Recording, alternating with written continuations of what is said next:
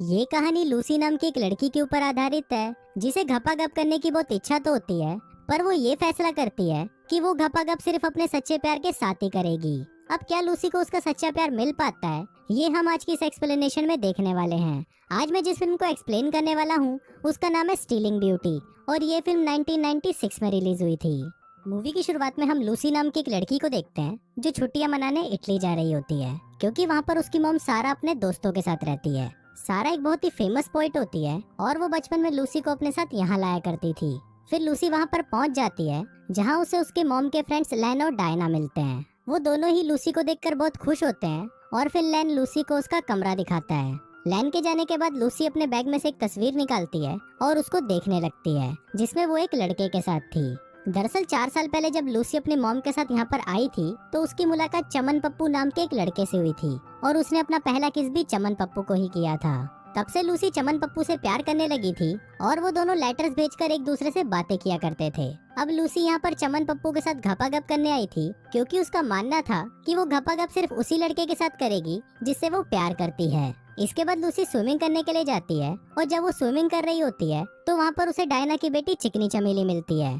फिर चिकनी चमेली उसे बताती है कि उसका भाई ठोकूमल अपने दोस्त चमन पप्पू के साथ ट्रिप पर गया है। फिर रात को लूसी जब अपने कमरे में सो रही होती है तभी वहाँ पर एक बीमार आदमी आता है और उससे सिगरेट मांगता है। इस आदमी का नाम झोपड़ पप्पू होता है जो न्यूयॉर्क में एक आर्ट गैलरी का ऑनर होता है और ये आदमी अक्सर यहाँ पर छुट्टियां मनाने आता है। फिर वो दोनों साथ में स्मोक करते हैं और बातें करने लगते हैं। फिर बातों ही बातों में लूसी उसे बताती है कि उसने अभी तक किसी भी लड़के के साथ घपाघप नहीं किया है। फिर अगले दिन जब सभी लोग साथ में लंच कर रहे होते हैं तो वहाँ पर झोपड़ पप्पू आता है और वो सभी को बताता है कि लूसी ने अभी तक किसी भी लड़के के साथ घपाघप नहीं किया है। अभी सुनकर सभी लूसी के ऊपर हंसने लगते हैं और ये देखकर लूसी को भी बहुत बुरा लगता है। कुछ देर बाद वहाँ पर सारा की सबसे छोटी बेटी मुन्नी आती है और वो लूसी को अपने साथ घूमने के लिए लेके जाती है। वहाँ पर मुन्नी लूसी को बताती है कि मैंने यहाँ पर बहुत से लोगों को किस करते हुए देखा है और चिकनी चमेली ने तो यहाँ पर चमन पप्पू को भी किस किया है। तभी लूसी चमन पप्पू का नाम सुनकर थोड़ा हैरान हो जाती है। इसके बाद लूसी वापस अपने घर आ जाती है और वो देखती है कि सभी लोग वहाँ पर सिर्फ घपाघप के बारे में ही बात कर रहे हैं। अब लूसी इन सब बातों से बहुत गुस्सा हो जाती है और गुस्से में वहाँ से चली जाती है। फिर थोड़ी देर बाद वो देखती है कि वहाँ पर चमन पप्पू और ठोकूमल भी अपनी ट्रिप से वापस आ गए हैं। जहाँ चमन पप्पू को देखकर लूसी बहुत खुश होती है पर चमन पप्पू उसे पहचान नहीं पाता। फिर वो लूसी से उसका सरनेम पूछता है और तब वो उसे पहचान लेता है। आगे हम देखते हैं कि लूसी चमन पप्पू के आने पर काफी खुश होती है और वो हमेशा के लिए यहाँ पर रुकने का फैसला करती है। फिर रात को वहाँ पर डिनर पार्टी होती है और वहाँ पर चमन पप्पू अपने भाई के साथ आता है। डिनर के बाद जब सभी लोग साथ में बैठे होते हैं तो सभी वहाँ पर लूसी की घपाघप करने की बातें करने लगते हैं, पर इस बार लूसी को बुरा नहीं लगता और वो भी उनके साथ हंसने लगती है। फिर वहाँ पर सभी लोग एक एक करके अपनी कहानियां बताते हैं कि कैसे उन्होंने पहली बार किसी के साथ घपाघप किया था। वहाँ पर लूसी चमन पप्पू के करीब आती है और उसे बोलती है कि मैंने तुम्हें बहुत याद किया। इस पर चमन पप्पू भी उसे बोलता है कि मैंने भी तुम्हें बहुत याद किया।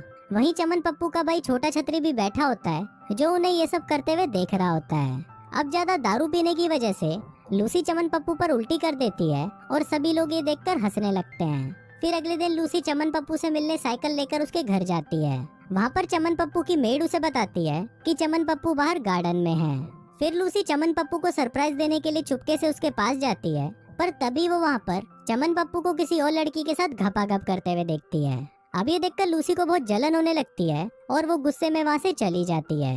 रास्ते में छोटा छतरी उसे देखकर उसे आवाज लगाता है, पर लूसी उसे इग्नोर करते हुए वहाँ से जाने लगती है। पर तभी वो अपनी साइकिल से गिर जाती है और फिर छोटा छतरी वहाँ पर आकर उसकी मदद करता है। इसके बाद लूसी झोपड़ पप्पू के पास जाती है और झोपड़ पप्पू उसके पैरों पर चोट देखकर उस पर दवाई लगाने लगता है। और यहाँ पर हम देखते हैं कि अब झोपड़ पप्पू लूसी को पसंद करने लगा था।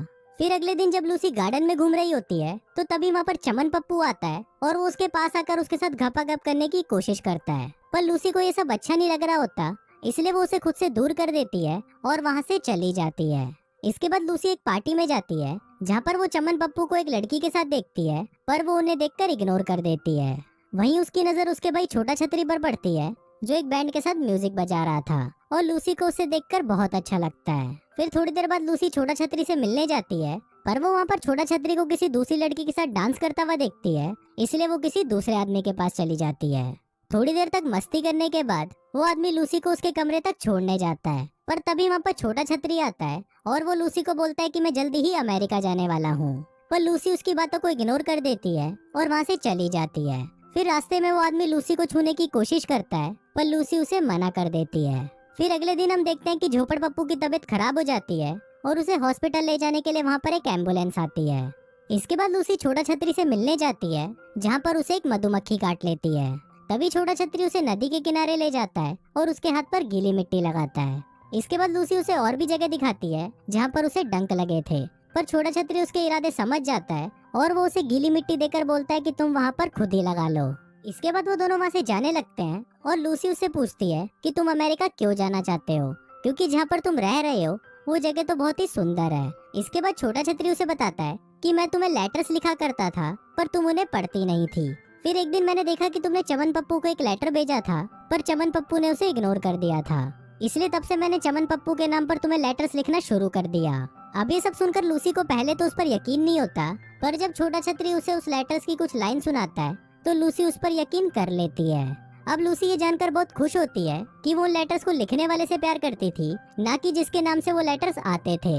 इसके बाद वो दोनों एक पेड़ के नीचे जाकर बैठ जाते हैं और फिर वो दोनों एक दूसरे के नजदीक आते हैं और वहीं पर ही धुआंधार घपाघप करना शुरू कर देते हैं।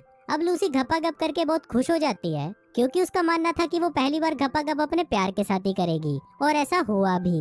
वो दोनों उस पेड़ के नीचे ही अपनी रात गुजारते हैं और पूरी रात दबा के घपाघप करते हैं। फिर अगली सुबह जब वो दोनों घर जा रहे होते हैं तो छोटा छतरी उसे बोलता है कि ये मेरा भी फर्स्ट टाइम था। अब ये बात सुनकर लूसी भी बहुत खुश हो जाती है और इसी के साथ ही ये फिल्म यहीं खत्म हो जाती है। तो दोस्तों, ये थी फिल्म स्टीलिंग ब्यूटी की पूरी कहानी। अगर हम इसकी रेटिंग की बात करें तो IMDb पर इसको मिला है 6.5 आउट ऑफ 10 और रोटन टमाटोज पर है ये 51% फ्रेश। बाकी दोस्तों, अगर आपको वीडियो अच्छा लगा हो तो इस वीडियो को लाइक करने के साथ साथ मेरे चैनल को सब्सक्राइब जरूर करना। मैं मिलता हूँ आपसे अगले वीडियो में, तब तक के लिए बाय।